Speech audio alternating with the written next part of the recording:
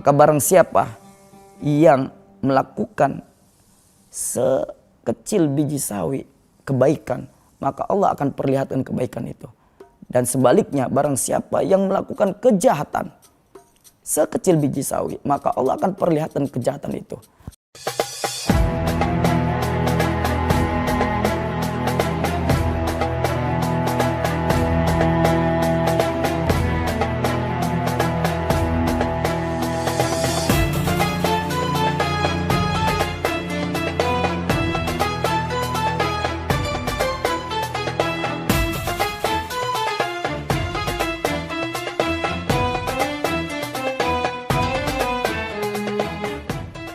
Bismillahirrahmanirrahim. Assalamualaikum warahmatullahi wabarakatuh. Alhamdulillahi rabbil alamin. Alhamdulillahilladzi hadana lihadza wa ma kunna linahtadiya laula an hadanallah. Asyhadu an la ilaha illallah wahdahu la syarikalah wa asyhadu anna Muhammadan abduhu wa rasuluhu la nabiyya ba'dah. Allahumma salli wa sallim wa barik ala sayyidina Muhammad wa ala alihi wa ashabihi ajma'in, amma ba'd. Para pemirsa Elsinta TV dimanapun berada, alhamdulillah pada segmen yang pertama ini di program Risalah Iman, mari sama-sama kita mengkaji tentang taubat secara nasional. Kalau kita perhatikan fenomena saat ini, banyak masyarakat yang seringkali melakukan tindak kriminal atau jarimah, yang disebut dengan bahasa fikih adalah jarimah, pidana. Nah, oleh karena itu ketika seseorang melakukan tindakan kriminal yang kaitannya dengan hakul adami, kaitannya dengan hubungan kepada orang lain, dia mengambil hak orang lain dengan cara paksa, yang akhir-akhir ini kalau kita kenal ada istilah begal atau merampok, mengambil hak orang lain dan lain sebagainya. Nah, ini perbuatan-perbuatan yang kaitannya dosanya hakul adami. Kenapa? Karena ketika kita berbicara masalah dosa, berbicara masalah antara seorang hamba dengan Tuhannya, vertikal. Bainal abdi wal khaliq, antara hamba dengan Tuhannya. Nah, yang lebih berat adalah bainal abdi wal abdi, yaitu disebut dengan hakul adami. Dosa di antara seorang hamba dengan hamba yang lain secara horizontal, yang disebut hak orang lain yang kita ambil. Nah, ini dosanya itu berat. Oleh karena itu, bagaimana kita memahami untuk menghapuskan dosa-dosa yang dilakukan secara hakullah dan hakul adami. Ini dijelaskan di dalam kitab Riyadhus Shalihin Al-Imam An-Nawawi di Babut Taubah, ketika beliau menjelaskan tentang surah At-Tahrim ayat 8, A'udzubillahi minasyaitonirrajim. Ya ayyuhalladzina amanu tubu ilallahi taubatan nasuha. Wahai orang-orang yang beriman, taubatlah kalian kepada Allah dengan semurni-murninya taubat. Apa makna dari taubatan nasuha? Al-Imam Nawawi menjelaskan bahwasanya taubatan nasuha itu akan diterima ketika yang berhubungan antara seorang hamba dengan Allah, indikatornya ada 3. Yang pertama adalah ayyaqli'a anil ma'siyah, melepaskan diri dari perilaku kemaksiatan. Kalau dulu dia pernah melakukan kemaksiatan, maka ketika dia kembali kepada Allah dengan cara taubat, dia tidak akan melakukan perbuatan itu dan melepaskan seluruh perilaku-perilakunya. Baik hubungan antara dirinya dengan orang lain, dia lepaskan. Bahkan ketika dia masih memiliki konteks ataupun hubungan secara online dan lain sebagainya, kalau zaman sekarang ada namanya WhatsApp, Facebook, ketika dia mau bertaubat dari perilaku kemaksiatan, dia putuskan hubungan tersebut. Kenapa?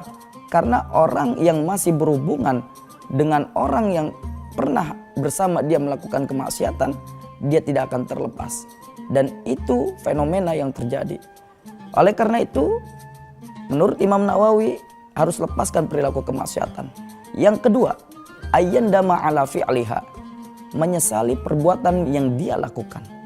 Penyesalan itu, para pemirsa Elsinta TV dimanapun berada, bukan dengan air mata.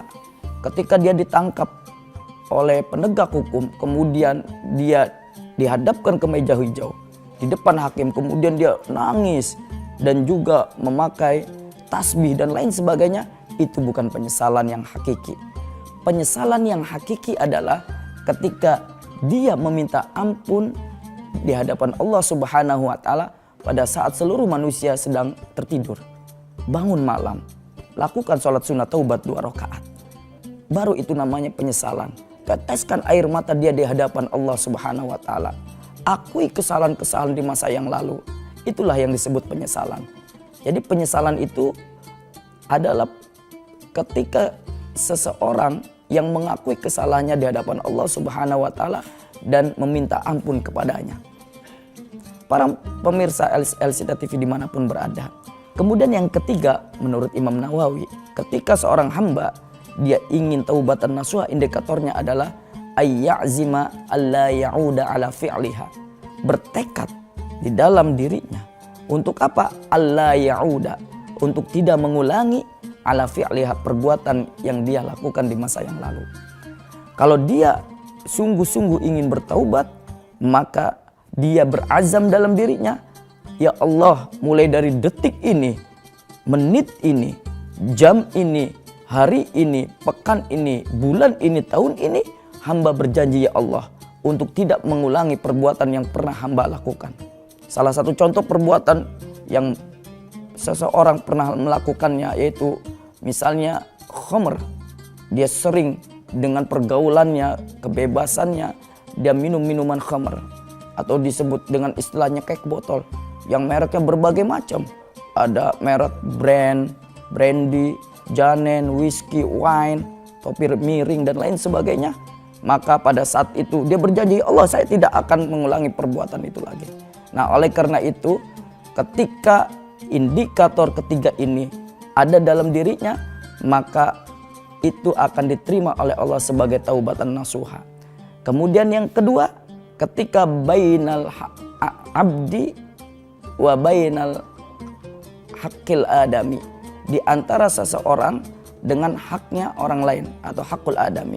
Bagaimana proses taubatnya dia bisa diterima? Insya Allah kita akan berjumpa lagi pada segmen berikutnya. Tetap di Elsinta TV dan jangan kemana-mana setelah iklan berikut ini.